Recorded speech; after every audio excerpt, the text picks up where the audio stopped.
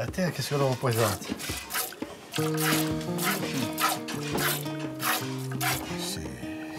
C'est tout. C'est notre avenir. La terre, elle te nourrit. La terre et la nature en général, j'estime que ça fait partie de moi-même. Pour un Corse, la terre, c'est ses tripes.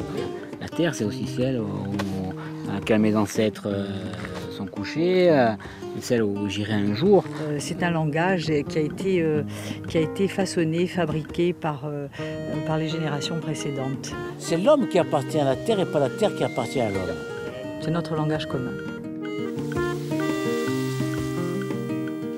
L'attachement à la terre, je le découvre à 25 ans lorsque je pars m'installer en 1980 dans les marais salants de Noirmoutier.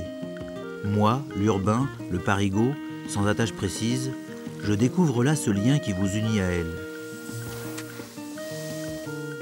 Je découvre aussi qu'une activité qu'on jugeait perdue peut être sauvée. 20 ans plus tard, je m'installe sur une autre île, en Corse, en Balagne, l'ancien jardin de la Corse. J'y rencontre les mêmes interrogations et les mêmes pressions liées à l'insularité et au tourisme. L'attraction du grand nombre amène au déclassement de zones agricoles pour la construction, principalement de résidences secondaires, d'où une vie à double vitesse.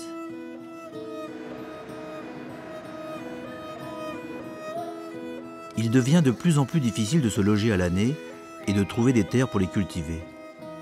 Il faut savoir qu'ici, en 40 ans, les 3/4 des exploitations agricoles ont fermé, les 2/3 des terres agricoles ont été abandonnées et la pression pour les transformer en zones constructibles est énorme.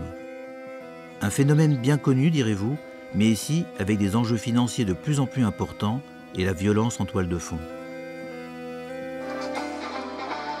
Bonjour, la Corse en proie à une nouvelle flambée de violence. Cette nuit, 24 explosions en quelques heures. Aucune résidence